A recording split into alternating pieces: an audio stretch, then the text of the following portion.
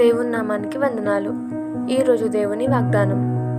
ఒకని యెడల ఒకడు దయగలిగి కరుణాహృదయులై క్రీస్తునందు దేవుడు మిమ్మును క్షమించిన ప్రకారము మీరును ఒకరినొకరు క్షమించుడి. ఎఫెసీయులకు రాసిన పత్రిక 4వ అధ్యాయం 32వ వచనం.